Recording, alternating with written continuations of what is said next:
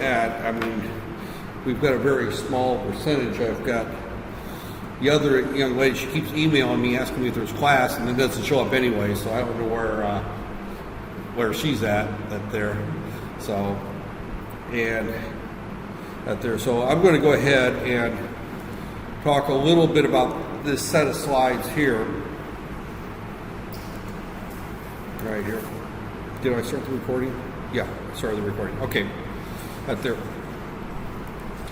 Actually, this set of slides is not on the final exam, so I really will. I'll go through it and I'll talk a little bit about it, but it's not on the final exam. It's actually the first part of the microprocessor course, right there.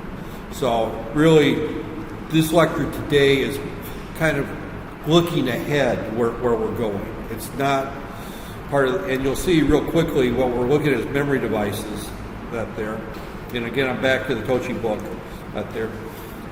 We can use memory devices for memory, for combinational logic circuit, but that there, and I'll talk a little bit about that at the end of the discussion that there. So this is just what we're going to cover today. All kinds of interesting things here.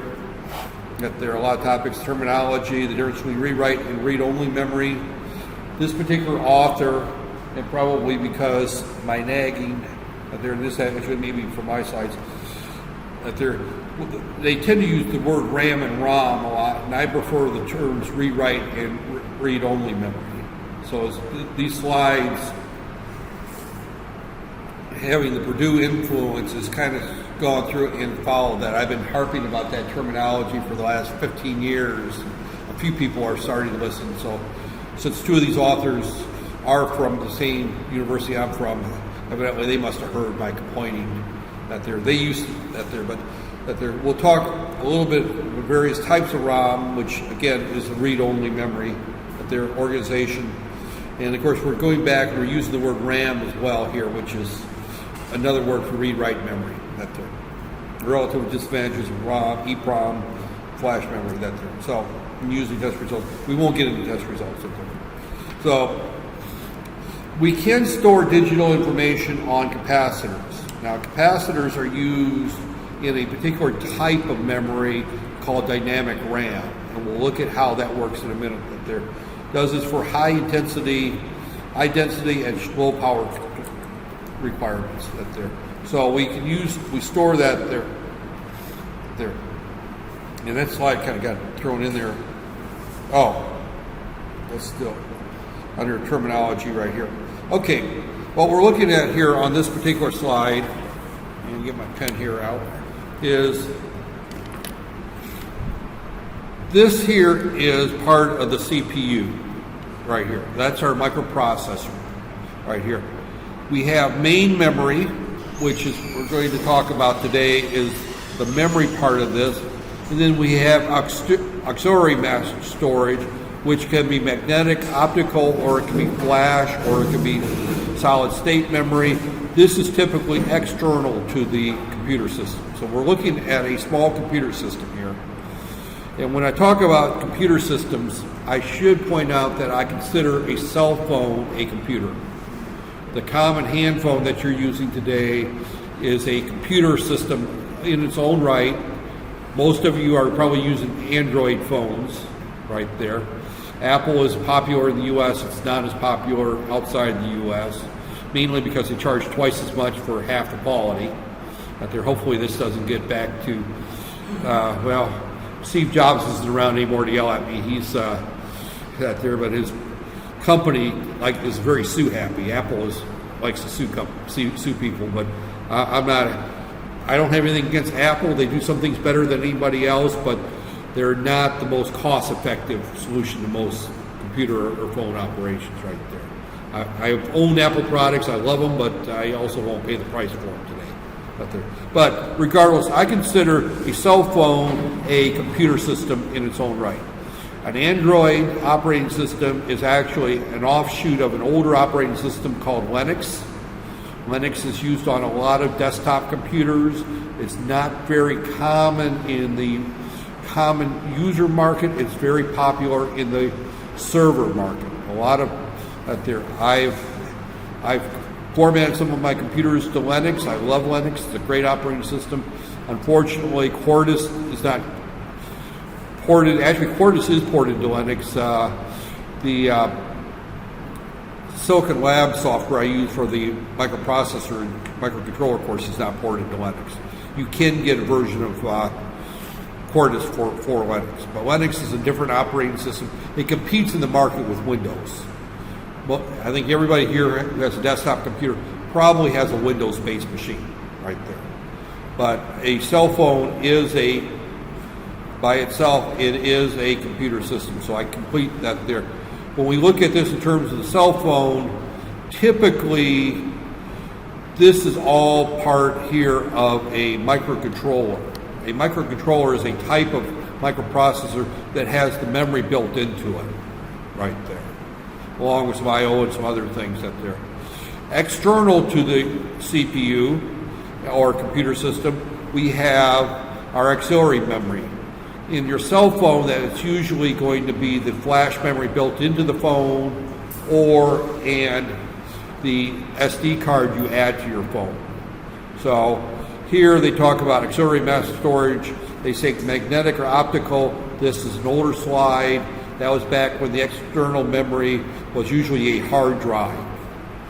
That was magnetic or a DVD burner or DVD-ROM, which was optical. That there. Now, my most recent computer build I put in for the main computer operating system, I put in a 256 gig SD or SSD solid state memory drive for the main that there. So that's gone to solid state that there. So we'll talk about where solid state fits in there. So mass storage right there. They talk about magnetic compact disk right there. So when we talk about the main memory, we're talking about memory devices. Those are solid state. When we talk about auxiliary, we're talking about external. Now again, when we talk about your cell phone, that's your SD card you add right there. So, and most of your cell phones probably have 1 gig. Some of them have 2 gig, and a couple have 3 gig of RAM, of memory right there. So if you've got like I think the Galaxies, some of the Note 4, the Note 5, I think they have 3 gig. The S5, X6, those their flagships typically have 3. Most of the other Androids have 1 or 2, and almost all the Apple phones have 1 or 2 gig of RAM. If you're talking about a desktop computer, you can have anywhere from 4 gig to 32 gig. Now, actually, you can get up to 128 gig in a desktop computer now. So, a memory cell is a single bit, 1 or 0. That there, it can contain a flip-flop, a charged capacitor, or a single spot on a disk or magnetic tape right there. So, right there. A memory word can be between 8 and 64 bits, that there, depending on the size of the computer, right there. And a byte is a special term for 8 bits, always consists of bytes. So the term word is a flexible term. That's there. Normally we use word to define 16 bits, and I'm sorry my pen is doing weird things today. We use a double word for 32 bits and a quad word for 64 bits. But this author uses the word memory word, and he treats it as a flexible term that there. So capacity is how many bits can be stored in the system right there. Density, the greater the density, the more right there. The big thing is density is that we want something that has as many bits as possible and yet be as fast as possible. My first computer system that I bought back probably before your parents were married, and even maybe back before some of your parents were born, back in not before your parents were born, I bought my first desktop computer system was 1982, but well before any of you were even thought about were born. It came with 4K. Now, if you think about it, we're talking now 4 gig. So you've got 4K 4 meg is 4,000 bytes. 4K is 4 million bytes. 4 gig is 4 trillion bytes, and we were talking desktop computers with 4,000 bytes. So you're off by a factor of 10 to the 6, 1 million times larger today than what it was back in the 1980s. And that 4K board took about 4 by 6 inches up there. It was a fairly good sized board right there. Now we're talking, a 32 gig RAM chip is about the size of, half of a credit card right there. So memory has gotten much, much smaller, much smaller right there. So the address, this is some terminology. We're going to spend a little bit more time talking about addressing here. Again, you'll see these same slides again in the beginning of microprocessors. So I'm kind of going through them a little quickly, and they're not. Again, I'll point out it's not on this final exam. So when we look at addresses, the only thing you really need to think about is the address of your house. If you live in a condominium, each apartment number or each unit has an address. That tells the postman where to deliver your mail. It tells the guy from Pizza Hut which door to knock on in order to deliver your pizza. Right there. We store in each address some data right there. So when we talk to our memory, we have to supply an address, and then we get the data from that there. And we can either write to memory or we can read from memory. But all it is a place to store information right there. That's all memory is. We just store information there. So we use the address to point to which word. If the address in this particular case is 003, we're looking at this word. When we look at systems, our addresses may be divided up into devices. We may have some memory that's in one chip, another set of memory that's in another chip. That's very common. We may have some memory that's internal to the chip. We have some memory that's external to the chip. So we may have to use part of our address in order to tell what chip we're in. So we have to do what's called memory decoding right there. So a read operation is we're going to simply go out and get the information from that location. There. What normally happens is we put the address out there along with a read instruction, and then the next clock cycle, the memory device puts the data out on the data bus and the processor reads it. If it's a write operation, then we put the address out there and we tell it's going to be a write operation. Then we put the data out there, and the memory device stores the operation right there. So we can either fetch the data from memory or we can store the information in memory out there. So access time is the amount of time it takes to access a particular location in memory right there. And my pen just now quit working. Right there. Access time is very important if you're going to buy replacement memory for that there. And access time comes into play a lot when you look at, say, for example, SD cards. SD cards is a type of memory. It's not magnetic. It's solid state memory that there. And it takes time when you want to write to your memory card. It takes time when you want to read from your memory card. And if you've got a device such as a digital camera, and some of these new digital cameras are 16 megapixels, 20 megapixels. I don't know if I've seen anything bigger than 20 megapixels. The new Nikons and Canon flagships are like 6 or 8 or 20 megapixels. I actually got a very low-cost Sony camera that's got 16 megapixels. A lot of the cell phones are coming with 8 and 10 megapixel cameras. When you talk about cameras and megapixels, that means that there's 16. If you got a 16 megapixel camera, that means there's 16 million different words you've got to write to that memory card every time you take a picture. That's a lot of data.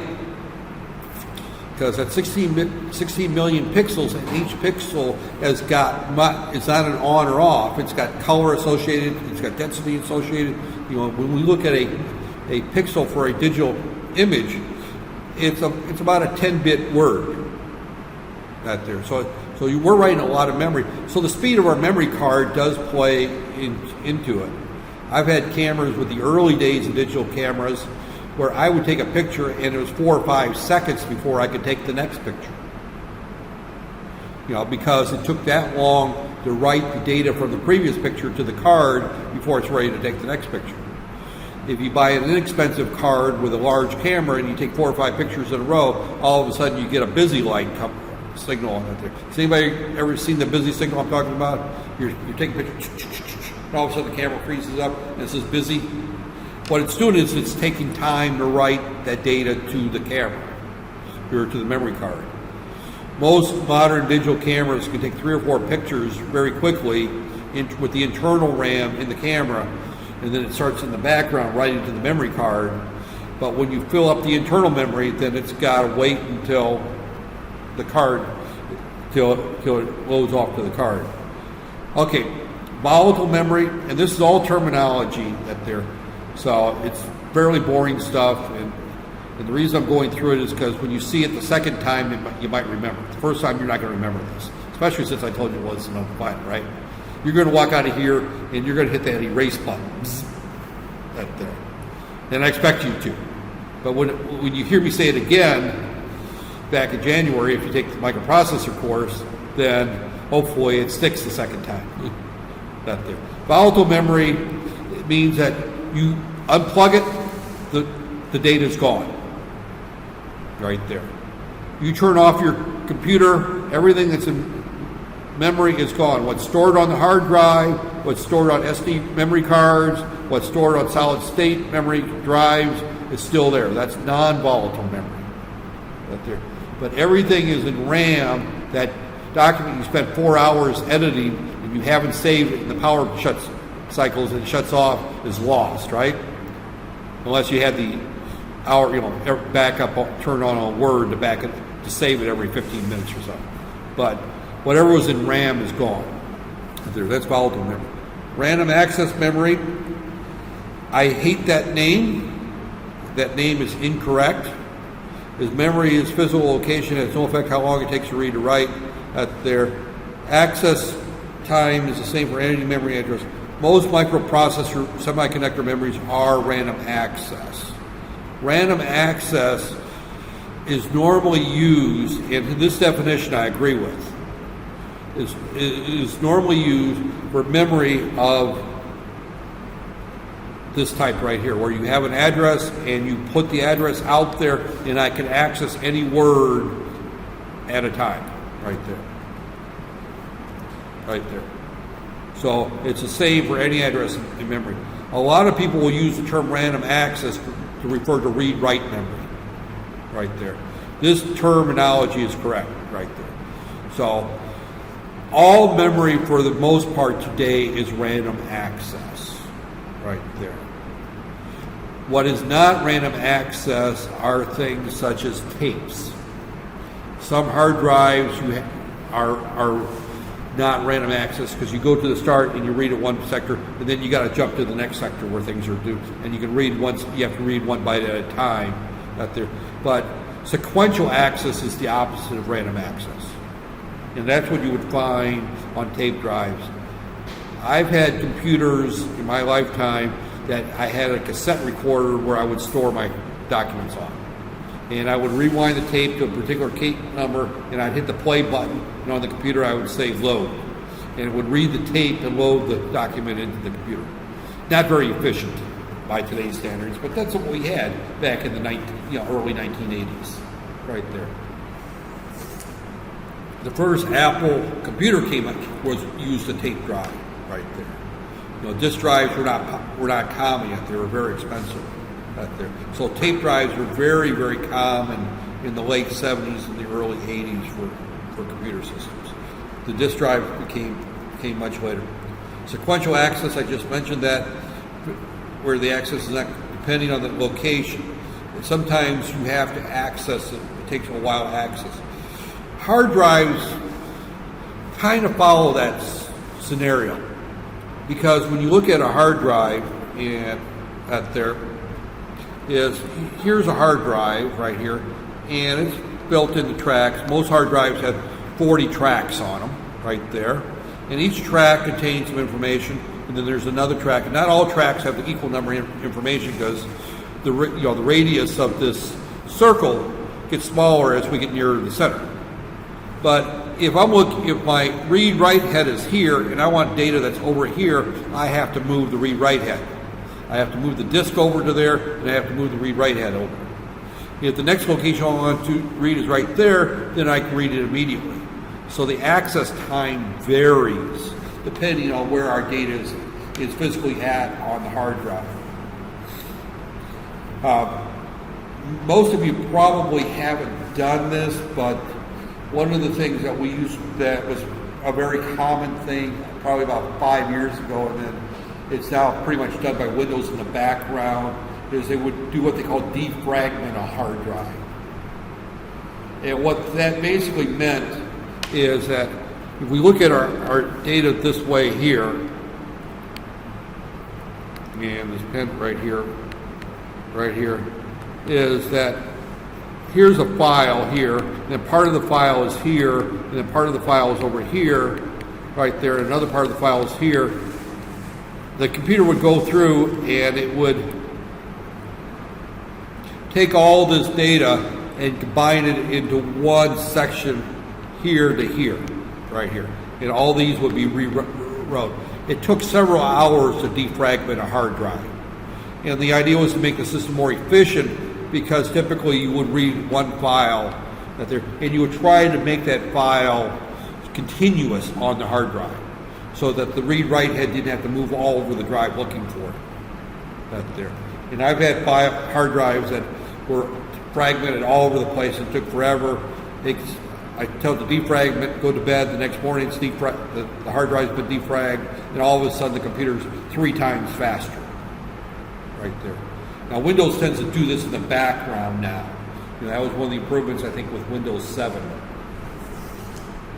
Prior to Windows 7, there was a program in the systems tools where you would manually defragment your hard drive every 3 or 4 months in order to improve its performance.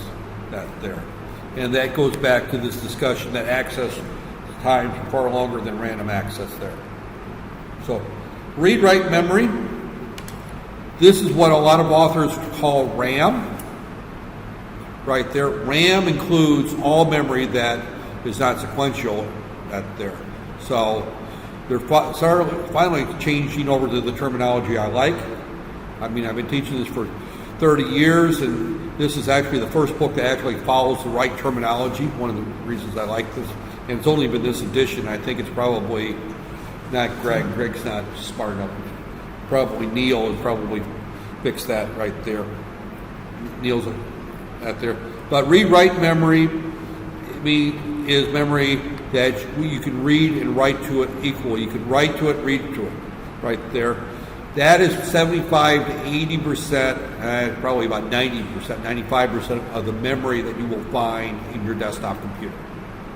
When you upgrade memory in your desktop computer, what you're adding is more read-write memory. That's memory that you can add that there.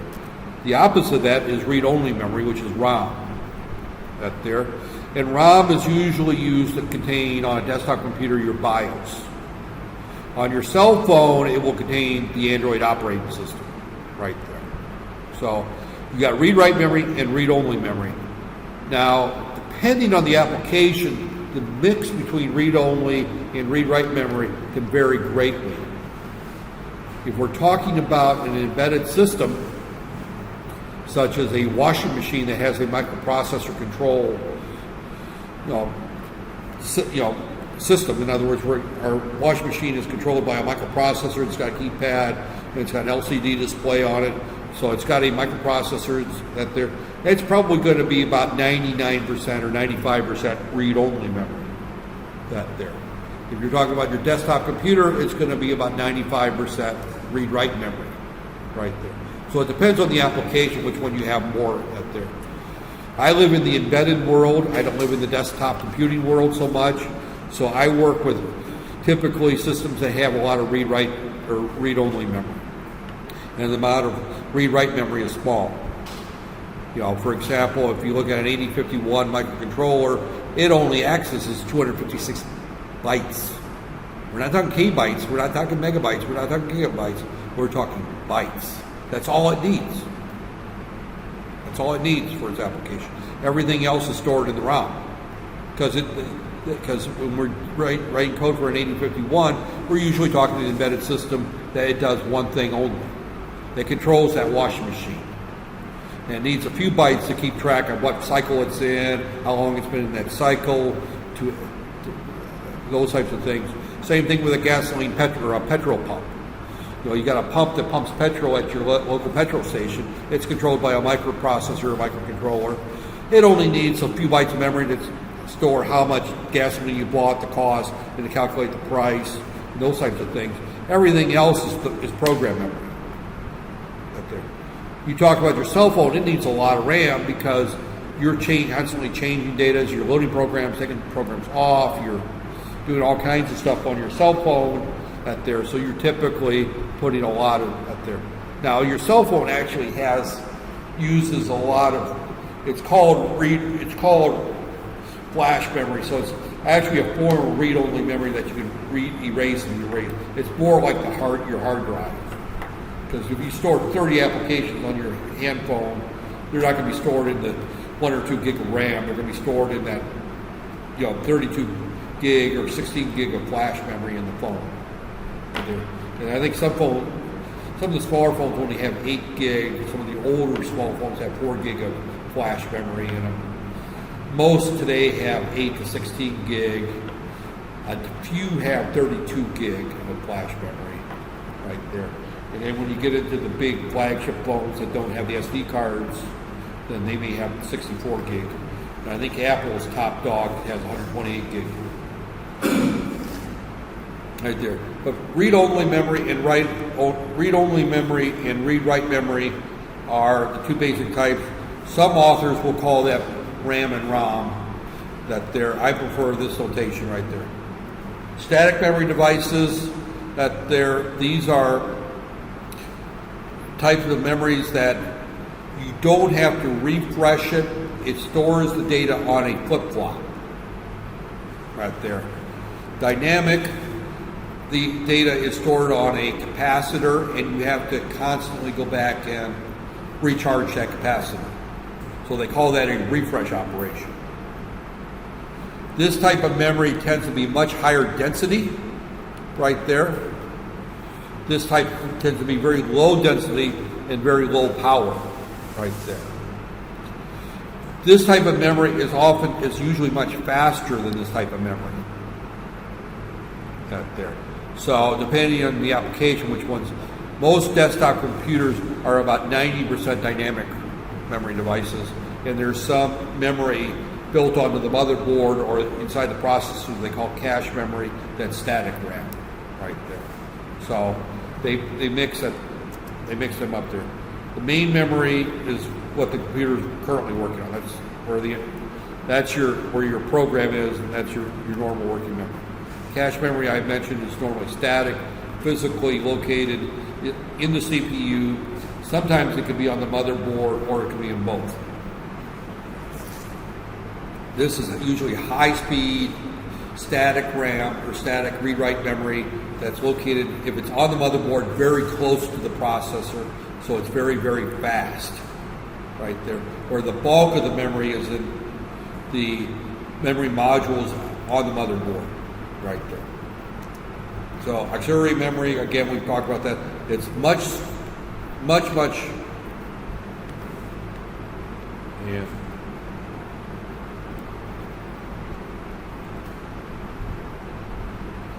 This type of memory, and my pen is not wanting to do anything today, right there. This type of memory is almost always non-volatile. You turn the computer off and it's still there. Same thing, you reset your phone, what's on your memory chip is still there, what's stored on your computer, what's stored on your hard drive is still there. So there, that's extra. Every memory system requires input-output lines, the address lines, and the data lines right there. Some control inputs right there. Read operation, we need to have tri-state. A tri-state means that The output is neither high or low, but it's a high impedance some of the time. In a write operation, you apply the data to be stored. In a read operation, causes the data to be stored in the location. Deactivate the read-write when you're deactivate the read-write controls when done. Reading or writing and disable the memory IC. In other words, when a memory device is not being read or written to, you want it to look like it's not there to the rest of the system. Okay. So you tri-state all the data pins on it and all the lines. This is basically what we're looking at right here. This is our address lines right here. This has 5 address lines. This goes here, that shows all of our locations. This has 4 data lines, and then we show input and output as separate lines. They're normally the same lines right there. They don't have separate lines for inputs or outputs. They're just called data lines right there. We have a write enable, a memory enable, and an output enable right there. What those 3 lines there is, the write enable tells the memory device that when it's active to take whatever's on the data line and store it in memory. If the write enable is high, the output enable is going to be high. Then when the address there, it's going to take what's in the memory and write it back out right there. So this line here controls whether it's input or output. This controls whether it's going to output the data out there. This has got to be high, and this has got to be high, and this one's got to be high. All 3 to be high for the device to write. If this is high, this is low, and this is low, then whatever's on the database, data bus is going to be stored internally in memory. Right there. So it's got 32 locations, 5 address lines. Right there. In general, n addresses is 2 to the n, and that's not 2 times n, but 2 to the n. This should be written as 2 n. Give me a second. Let me swap batteries. Maybe my battery is dead. I thought I had a spare battery in here. I tended to do weird things on me all day, and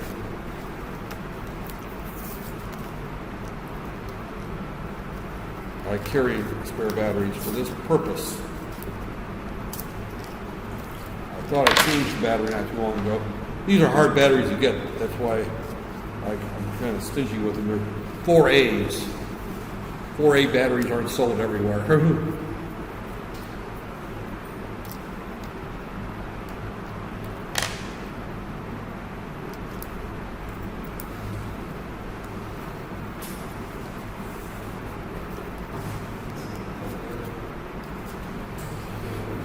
Right there. Okay.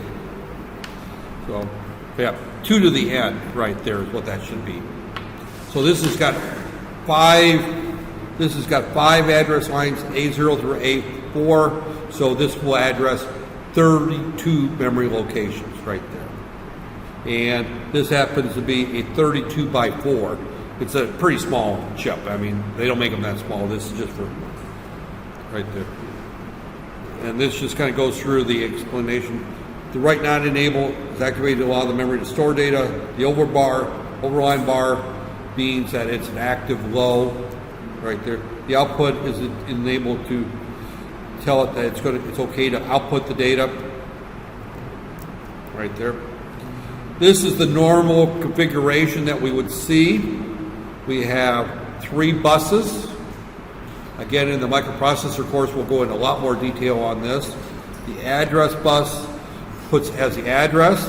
The data bus allows us to connect to our memory devices. And our control bus also tells us whether it's a read-write operation or even a memory operation. So we've got 3 buses that come into play. Our address bus, our data bus, and our control bus right there. Sometimes, to confuse life, the address bus and the data bus are combined into one bus right there. So sometimes they are combined, and you'll see lines that say AD0 through AD7 right there. That means that some of the time that bus is an address bus, and some of the time it's a data bus. It's a multiplex line right there. The write operation, and again, I'm not going to go into great detail right there. This does mention something very important right here, that we have to have something called an address decoder. We have to design that when we design our system. That sets up our memory map to what memory devices are on what memory locations inside the memory map, right there. So there, CPU right there. So CPU applies the address, places this address on the address bus. The address decoder will then decode part of the address and decide which chip is going to be used this time, and then it places the data on the memory bus, on the data bus. This is a write operation. Back there, and then it activates the write not or the read write not control line right there. And so memory devices internally decode the specific address in that chip. Now what they're saying here,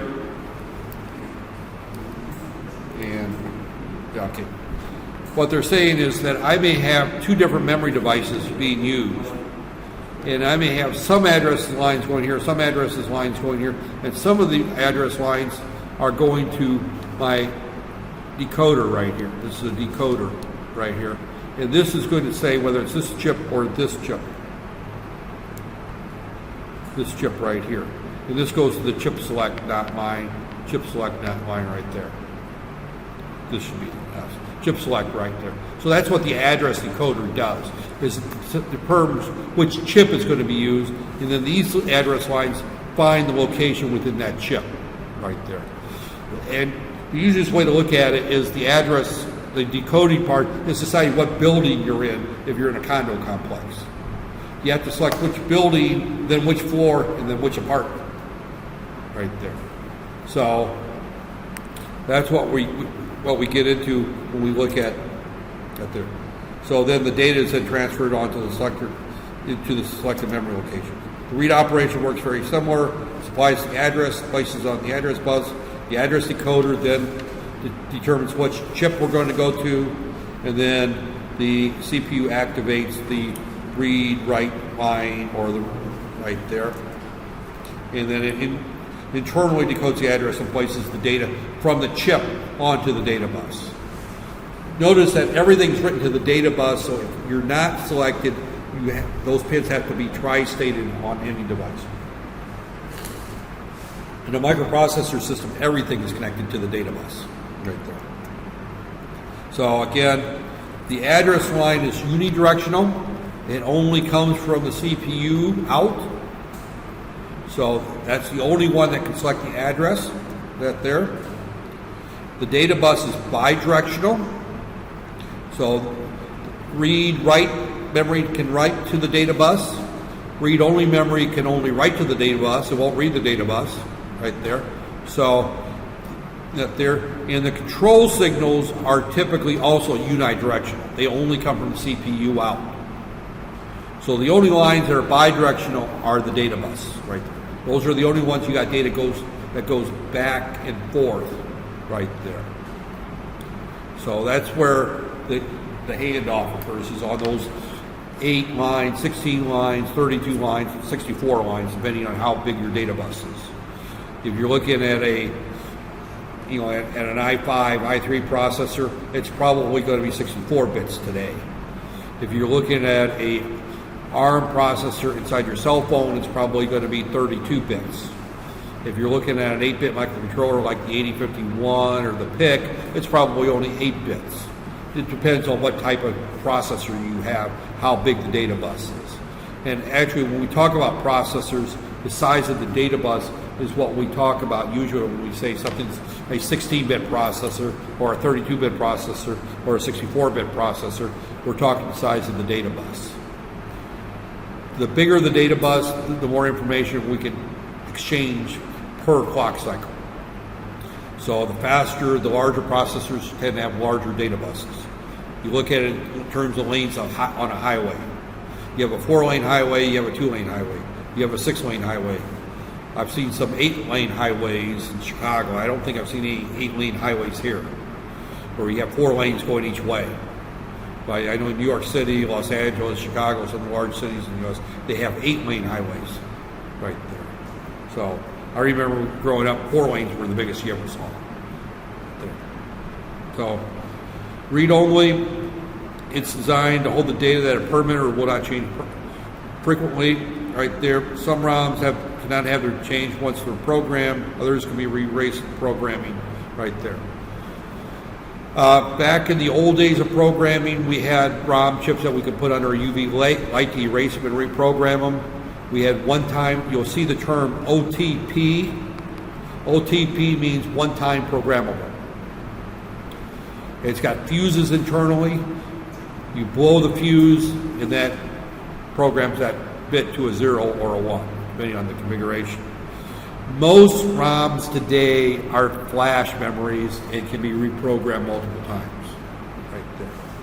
So, does anybody know what I mean by a BIOS update? Anybody ever heard that term BIOS update?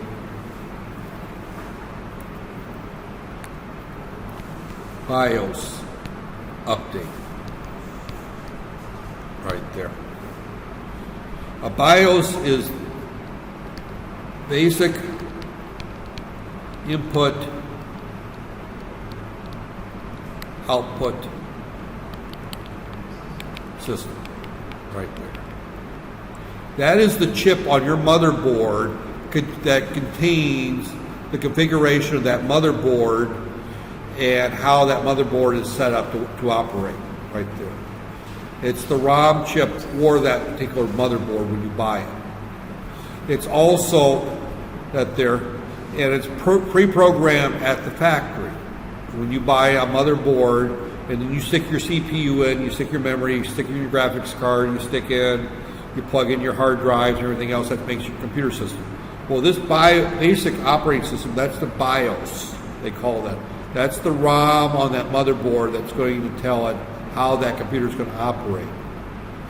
If you buy a new motherboard, that there, and you want to use, say, a new model of RAM that motherboard originally didn't support, there might be a BIOS update for that motherboard. The manufacturer of that motherboard will say Gigabyte. Gigabyte is a company that makes motherboards. Right there. You can go to Loyola Plaza or Wanza Walk. They have a number of IT stores. Actually, KL Festival City, which is now Stop Box Central, near where I live, they have a number of computer stores there that sell motherboards on the shelf. And you'll see Gigabyte listed, and you can buy a motherboard Z170-HD-D3, for example. That's just I made that number up. It's close to the one I got in my system, so that there. But that means that it's a particular type of motherboard. Z170 means that that's the chipset on that motherboard.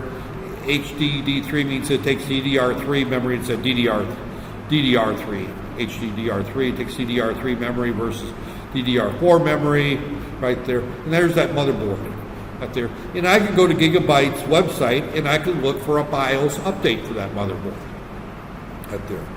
And I download that program right there, and I will boot up the system in a special way that I will reprogram the BIOS, which is actually in the ROM that there, with a new BIOS. So I'm rewriting the system ROM when I do that.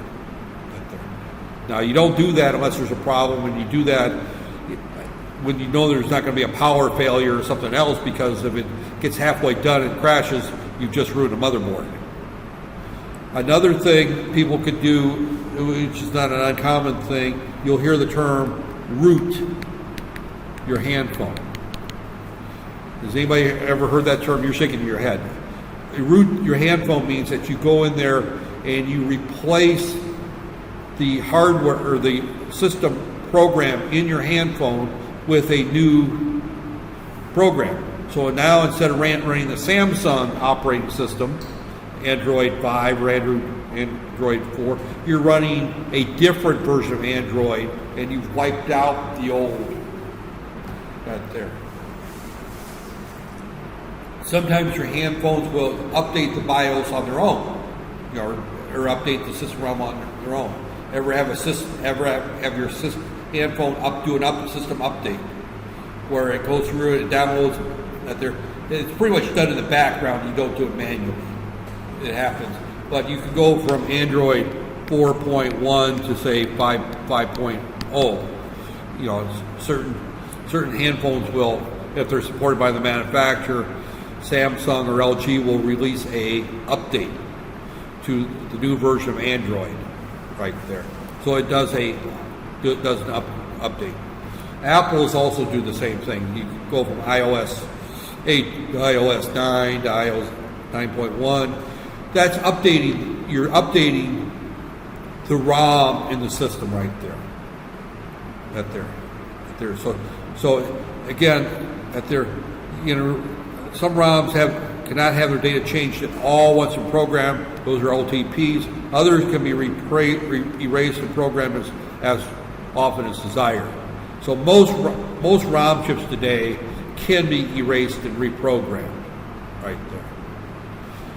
I used to teach a course on using the old 8048 microprocessor, and Intel had what they call an 8748 that had a UV light where I would have to erase it and then reprogram the chip in a programmer right there. Fortunately, those days are over with, and now we use ones with flash memory when we download our software into the ROM that way. So, major use is storage of programs in microcomputers. ROMs are non-volatile. You know, you can take them out, move them in at their early video games, and I know everybody has played a video game or two in this room, right? The early days of video games, and I'm talking 1981, 1982, when the big players were Atari and Commodore and some of those others. I don't hear the name Atari very often. You know, now the big players are the Xbox and the PlayStations there. But before Sony and Microsoft became big players, these old companies, like I said, Commodore and Atari was the big one. Atari probably invented the video game market right there. They've been around for a long time. They used to, if you bought a video game, it didn't come on a CD, it came on a little cartridge. Inside the cartridge was a ROM chip that contained the game. So when you plugged in the cartridge into the machine, your program was on the ROM. And of course, pirating is not new. I was involved in pirating video games before you were born. But it was more difficult back then, because back then what we had to do is we had to unsolder the chip inside the cartridge, put it into an EEPROM programmer, read the chip, and then put in an EEPROM and reprogram a new chip, and then plug it into a new card that we made. So now we had a card with that particular game. And what we used to do is we used to have a bunch of EEPROMs. An EEPROM was an erasable ROM chip that's there.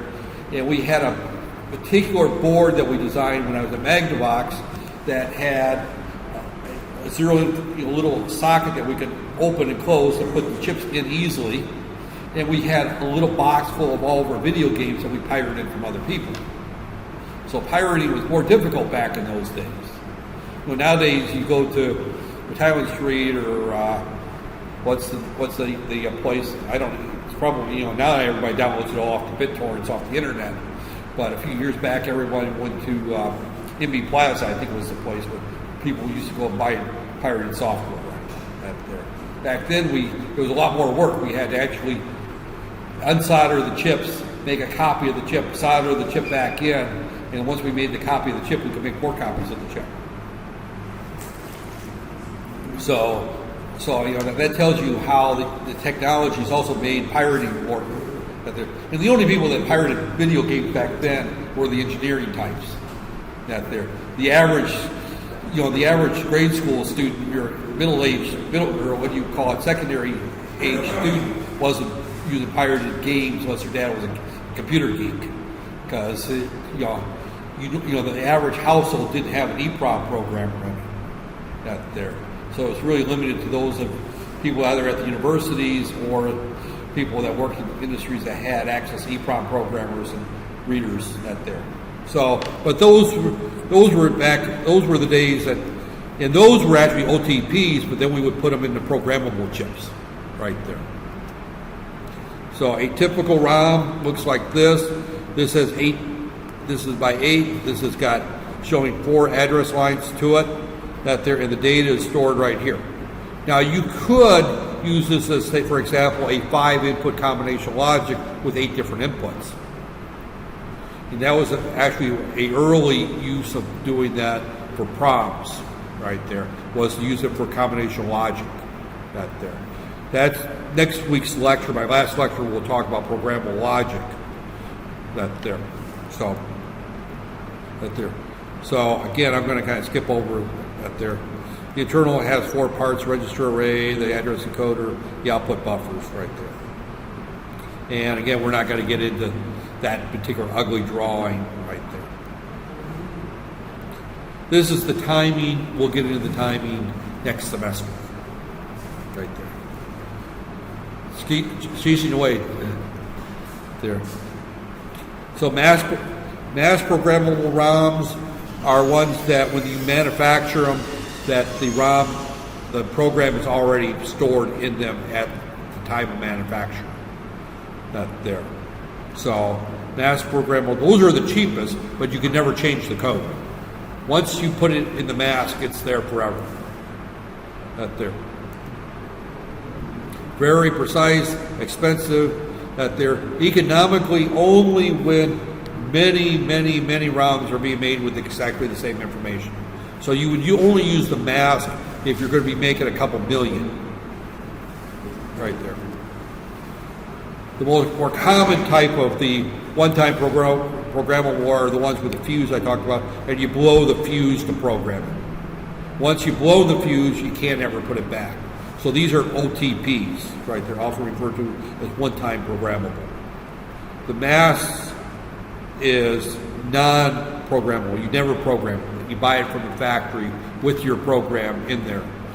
And it's much cheaper to buy mass programmable ROMs if you're going to be making a lot. When I say a lot, we're talking millions out there.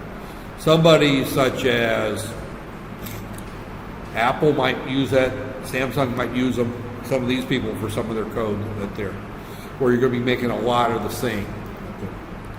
The fuse, you can change the design midstream. If you discover you have a bug in your code and you made 500,000 of them, you throw all 500,000 of them in the trash.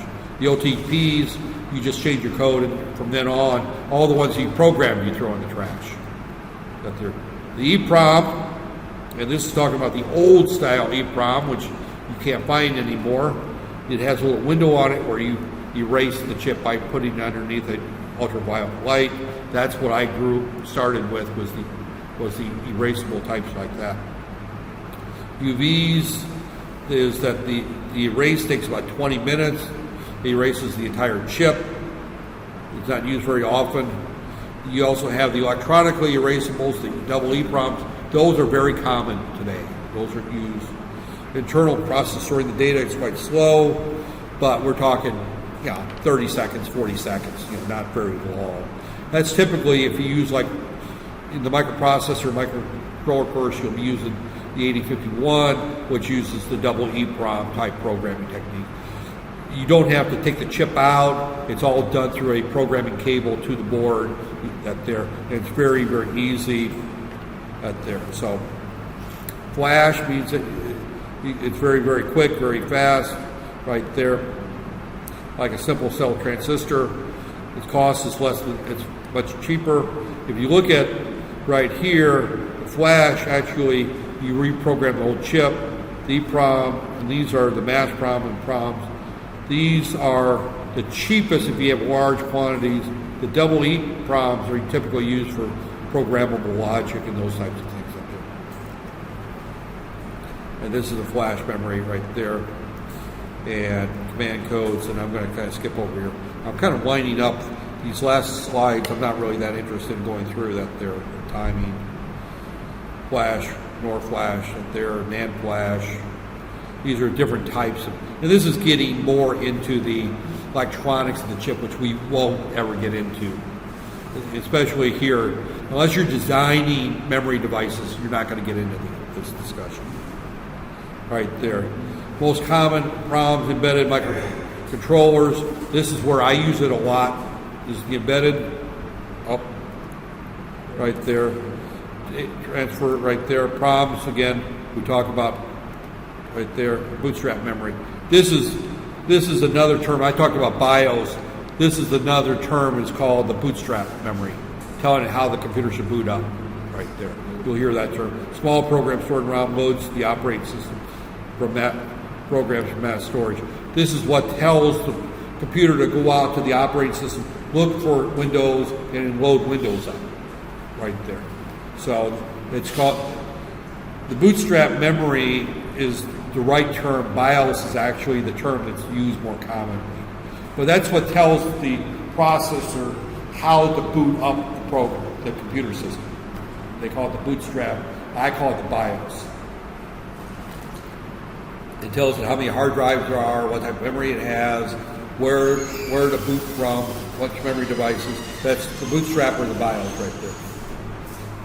Okay, some common tables. I'm going to skip over this. Data converters. You know, I mentioned a few minutes ago that we can use data converters. We can use memory. You know, we can use ROMs for that. You know, again, this is using ROMs for digital applications. Right there, they're not used much anymore except for that. And the reason they're not used much for it anymore is that most ROMs are too big to use for data applications. Right there, they're just too large. You know, we can do A to D where we give a counter and we have our data stored here, right there, and we can output a sine wave easily, and the data for the sine wave is stored in this ROM. So it's going to start with a binary number. This is 8 bits, so it's going to start with 8 bits, goes 128, it's going to go up to 255, go back to 128, go back to 0, and then go back up. So it's going to have the sine wave stored inside the ROM as a bunch of binary numbers right there. And as this counter counts up, it's going to pick a different number each time and run that through the D to A. Not a really common way of doing it today. You know, stretching. We did it that way. So this is all repeat. ROM is CMOS. Right there is a lot of the motherboards have a small battery on them there. That actually contains some of the BIOS settings. That there, if you take the battery out and reset it, it resets the BIOS, and you can then that there. And then when I see the BIOS settings, does anybody ever go into the BIOS and go through all those menus at the beginning when you first buy a new computer, where you tell it which drive you want to boot on, which one out there? Nobody's ever done. Where's the computer geeks in this class? We need at least one computer geek who's been through this process. That there, but the BIOS, with all those settings are stored in what they call CMOS RAM, right there. Right there. So again, I'm getting to the point that I went through all the basic stuff, so I'm not going to. We've talked about this. Static memory or flip-flops, I mentioned that. That's getting into what the cells look like, and we're not going to go into that. We'll get into timing next semester. This is a typical 8K by 8 static RAM. We'll get into more detail on that there. These are various EEPROMs right here. Notice that this one's got 13 address lines right there. Dynamic uses capacitors right there. And somewhere they should show a capacitor. That's kind of a sense what a DRAM looks like right there. Here's where your data is stored, and every now and then we have to feed the data back to recharge the capacitor. That's that refresh cycle. Right there. Reduce the number of pins. We do address multiplexing. I think I'm going to just kind of fly through these because not that they're not important, but because they're more important for the microprocessor class right there. So we'll see that there. this particular chapter is really getting as an introduction to microprocessors, right there. This gets into the various memory modules that you can buy for your computer system, right there. DIMM is a dual inline memory module, has between 168 or 220, that's the most common. SIMs are pretty much obsolete, you don't see them right there. And small outline dual memory module for compact. This is what you normally see in a laptop right there. These are the little chips you buy for your computers. There's like 8 or 9 chips on them. And I'm not going to ask the question again, nobody in here seems to upgrade their computers. That there. And the RAM bus right there. That one's pretty much gone too, right there. And skip that, skip that, skip that. This is getting more technical. SD-RAM right there, that's SD-RAMs. Then they get into DDR-RAM, double rate. And now we're at DDR3, and now DDR4 is out there, which is 16 times faster than DDR, right there. We get into rewrite, and I'm going to kind of skip over that because rewrite, that's going to disappear.